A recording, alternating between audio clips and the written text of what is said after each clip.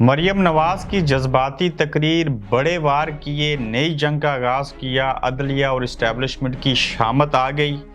Supreme court में आज क्या हुआ, किस जज ने एतराज़ उठाया, आगे क्या होने जा रहा है? इमरान खान का मुकाबला मुस्लिम लीग नून से होगा या तमाम पीडीएम से होगा?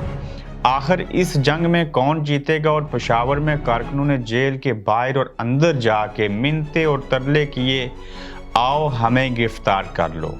आज हम इस नुक्ते के ऊपर बात करेंगे। अस्सलाम वालेकुम, आप देख रहे हैं गोरखधंधा, अबरार कुरैशी आपसे मुखातिब हूँ।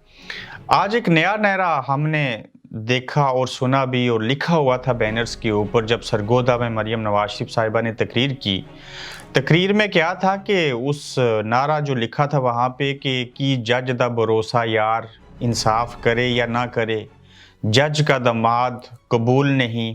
राना साहब ने भी बड़ी दबंग तकरीर की, कहा कि हम जो है वो इलेक्शन करवाना चाहते हैं और हमने आपसे इलेक्शन मुहिम का आगाज़ जो है वो कर दिया है और कर रखा है और हम जीतेंगे। और इलेक्शन सिर्फ इलेक्शन नहीं लड़ेंगे बल्कि इलेक्शन जीतने के लिए लड़ेंगे। मरियम नवाज शरीफ साहिबा की बड़ी जज्बाती तकरीर और बड़े अरसे के बाद मैंने सुनी, और वो भी बड़े रिदम के साथ।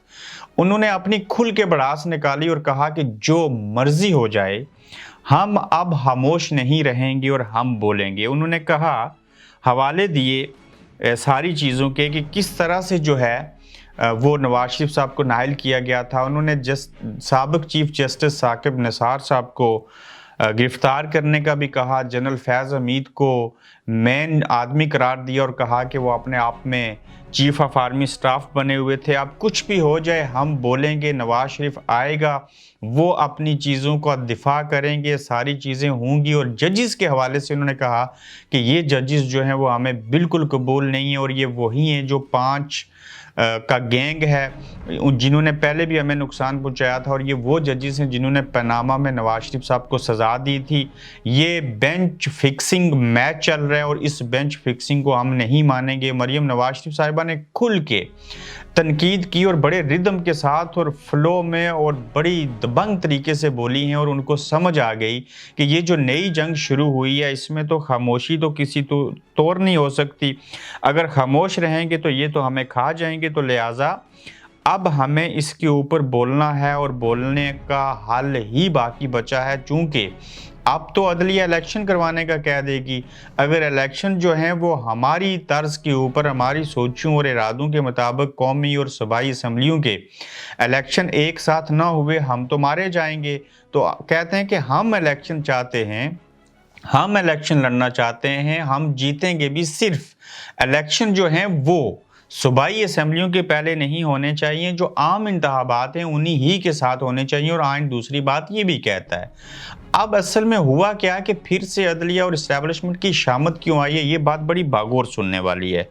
इसके ऊपर गौर करना इसलिए ज़रूरी है। फिर मैं अदलिया के हवाले से आता हूँ कि उन्होंने किस किस आर्टिकल की मिसाल दी और सारी चीज़ें कही हैं, वो मैं तफसीलन पॉइंट टू पॉइंट आपके सामने रखूँगा। ये जो अदलिया और इस्टेब्लिशमेंट की शामत आई है, पहले तो आप देखिए कि खान साहब ने एक जज साहिबा के हवाले से कहा था और उनको कोर्ट जाके भी माफ़ी मांगनी पड़ी थी, और जब माफ़ी के असूल के लिए गए थे तो वहाँ पे जज साहिबा मौजूद नहीं थी और इमरान खान साहब ने कितनी तारीखें भुगती। आज तो रिटायर्ड और हाजिर सर्विस जो जजेस थे उनके ऊपर तो सीधे सीधे इल्ज़ामात लगा दिए, बड़े गहरे इल्ज़ामात लगाए। और किस जज के जो 3 अरब के असासे भी सामने आए। गुज़श्ता ने बिफोर 2 दिन पहले आपको कहा था कि शहबाज शरीफ साहब से कुछ जो वकला हैं, सदूर हैं मुख्तलिफ बार एसोसिएशन के, वो मिले हैं, कुछ ग्रांट भी उनको दी गई हैं, और जिसके बाद जजों के खिलाफ रेफरेंस दायर किए जाएंगे। और आज एक रेफरेंस सुना गया, दायर हो भी गया। मगर जो अदली और इस्टेब्लिशमेंट की शामत आई है, पहले इमरान खान साहब उनके ऊपर बरसते थे, अब इमरान खान की और उनकी कुछ चीज़ें ठीक हुई हैं, तो अब पीडीएम यानी कि सिर्फ मुस्लिम लीग नून जो है उसने अपनी तोपों का रुख उस तरफ कर दिया है। अब मरियम नवाज शरीफ साहिबा बेशुमार चीज़ें जो कहती हैं वो ठीक भी हैं, चूँकि नवाज शरीफ साहब के साथ तो बेशुमार चीज़ें हुई बेटे से तनख्वाह न लेने के ऊपर। मगर जो असर इमरान खान की बात रखती है वो मरियम नवाज शरीफ साहिबा की बात असर क्यों नहीं रखती। एक तो उनके अब्बा जो हैं वो लंदन में, जहाँ मैं हूँ वो यहाँ बैठे हैं, फिर उनके साथ लोग नहीं हैं। आप जलसे में देखिए थोड़े से लोग थे, भले इसको वर्कर्स कन्वेंशन कहते हैं, औरतें आई, लेकिन खवातीन में से मुझे कोई एक दो नौजवान खवातीन मिली होंगी, बाकी सारी जो हैं उम्र रसीदा थी। जो नौजवान थे थोड़े से जोशीले नज़र आए, कहीं ना कहीं तो उनका इम्पैक्ट है, लेकिन उस तादाद में नौजवान भी नहीं आ रहे ताकि पब्लिक इनके साथ हो, अवामी प्रेशर हो, उसको संजीदा ले अदलिया भी, उसको संजीदा ले इस्टेब्लिशमेंट भी और बाज़ और इदारे भी। अब इनके पास वफाकी हुकूमत तो है, FIA के इदारे हैं, प्रोटोकॉल मिल रहा है, कुछ और चीज़ें हो रही हैं, मगर ये बेचारे दब के माशी हालात की नज़र हो गई इनकी चीज़ें। अवाम ने इनके बयानिए को छोड़ दिया, अब ये फिर से बयानियाँ लेके आ रहे हैं, लेकिन अवाम उस बयानिए को सच हो या झूठ हो या जो भी हो उसको अब वो मानेंगे, इसलिए नहीं कि इन्होंने बहुत बड़ा गैप छोड़ दिया। यानी कि ये अपनी ज़ाती सर्जरी करवाने के लिए 2 महीने से मरियम नवाज शरीफ साहिबा लंदन में रही और फिर वापस गई। अब बोल उठी हैं, लेकिन इस बोलने के असरात जो हैं वो उस तरह से असर नहीं कर रहे जैसे कि होने चाहिए। इनके मुकाबले में इमरान खान साहब को गोलियां लगी, पाकिस्तान में रहे, कहीं बीमार हो जाएं बैरून मुल्क कोई नहीं जाते, करप्शन के खिलाफ वो बात करते हैं और चीज़ें कहते हैं। उन्होंने इमरान को तो सिर्फ घड़ी चोर ठहराया, वो भी कोई बात माकूल नहीं थी, कोई तुक नहीं बनती कि एक बंदे को घड़ी मिले तोहफे में, उसके ऊपर भले खाना काबा का वो नक्शा बना हुआ था तो वो उसका हक था, उन्होंने ले लिया, उन्होंने बेच दी, रसीदें भी दिखा दी। इमरान खान के अल्फाज इसलिए असर करते हैं, इसलिए उनकी बात अदारे भी समझ रहे हैं और इसलिए वो उनको साथ चलाना चाहते हैं, चूँकि उनके मफादात एक हैं। मफादात क्या हैं? जिसके साथ अवाम हो उसी की तरफ इदारे जाएंगे। तो इमरान के साथ अवाम हैं, जिसकी वजह से उनकी बात असर रखती है। अब एक इम्पैक्ट ज़रूर पड़ेगा कि जब नवाज शरीफ साहब वापस आएंगे, वो खुद जलसों में होंगे, उनके केसेस ख़त्म हो जाएं, क्लीन चिट मिल जाए, इमरान खान, आसिफ जरदारी, नवाज शरीफ, तमाम लोगों को मैं ज़ाती तौर पे चाहता हूँ प्लेइंग फील्ड जो है वो एक लेवल की मिलनी चाहिए। ये सारे केस ख़त्म करें, मट्टी पाएँ और फिर उन चीज़ों को लेके आगे बढ़ें ताकि नए सिरे से आगाज़ हो। और पहले केस झूठे थे या सच्चे थे, आप इमेजिन कीजिए कि 24 अरब रुपए की करप्शन का कहा गया।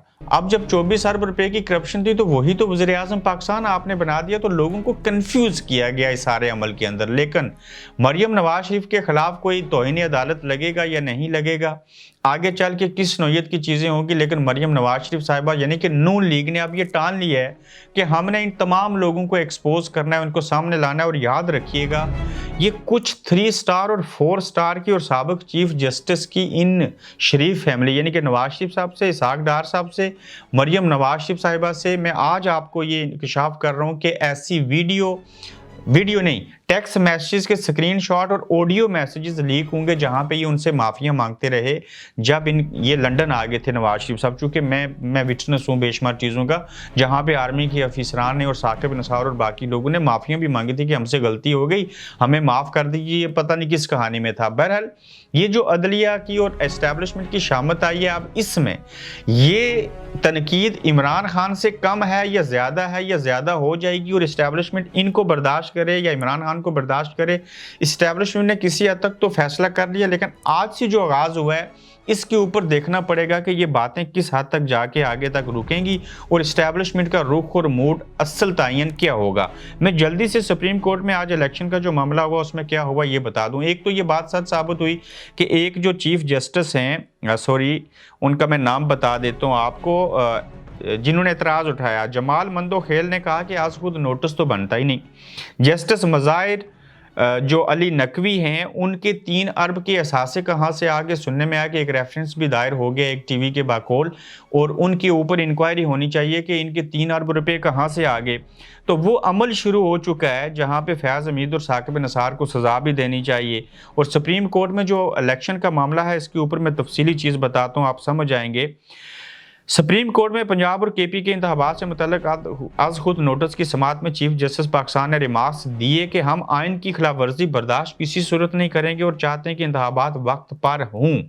Chief justice Pakistan justice Umar Ata Bandial की सरबराही में सुप्रीम कोर्ट के 9 रुकनी बेंच, लार्जर बेंच ने आज खुद नोटिस केस की जो समात की है वो सुन लीजिए। चीफ जस्टिस ने अपने रिमार्क्स दिए कि आर्टिकल 224 कहता है कि 90 रोज में इंतखाबात होंगे और वक्त जल्दी से गुजर रहा है। हाई कोर्ट में मामला ज़ेर इल्तवा था मगर कोई फैसला नहीं हो पा रहा था, जिस वजह से हमने सो मोटो लिया। फिर कहा गया इसके अंदर के पंजाब और केपीके की असेंबलियों के तलील किए जाने के बाद 6 हफ्ते गुजर के आर्टिकल 224 के तहत इलेक्शन का इनेकाद असेंबली तलील होने के 90 दिन में होना चाहिए।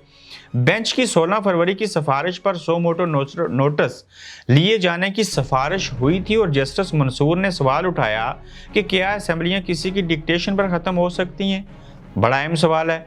नुमाइंदे 5 साल के लिए मुंतखब होते हैं तो किस शख्स की हिदायत पर असेंबलियां तलील किसी शख्स की हिदायत पर असेंबलियां कैसे तलील हो सकती हैं, यानी कि असेंबलियों को तलील नहीं होना चाहिए था। फिर दौरान समाअत जस्टिस जमाल मंदोहेल हैं, उन्होंने कहा कि आसकुत नोटिस केस पर अपनी ऑब्जर्वेशन देना चाहता हूँ और ये आसकुत नोटिस किसी सूरत नहीं बनता था। उस पर चीफ जस्टिस ने उनको जवाब दिया कि जस्टिस जमाल मंदोहेल के सो मोटो पर कुछ तहफ़्ज़ात हैं, उनके तहफ़्ज़ात को नोट कर लिया गया है, इसका भी उनको जवाब दे दिया जाएगा। ताहम सुप्रीम कोर्ट के चीफ जस्टिस और बाकी जजेस ने यह फैसला किया कि हम रोज़ाना की बुनियाद के ऊपर हेयरिंग करेंगे, समाअत जारी रहेगी और हम आइन की खिलाफवर्जी नहीं होने देंगे और जल्द अज जल्द जो इलेक्शन हैं आइन और कानून की हदूद के अंदर ही होंगे और होने चाहिए। मगर आज जिस तरह से उनके खिलाफ जजेस जो हैं रेफरेंस दायर हो रहे हैं, काजी फैज ईसा को क्यों शामिल नहीं किया गया, ये जो चीफ जस्टिस बास हैं 9 रुकनी बेंच के अंदर जिसको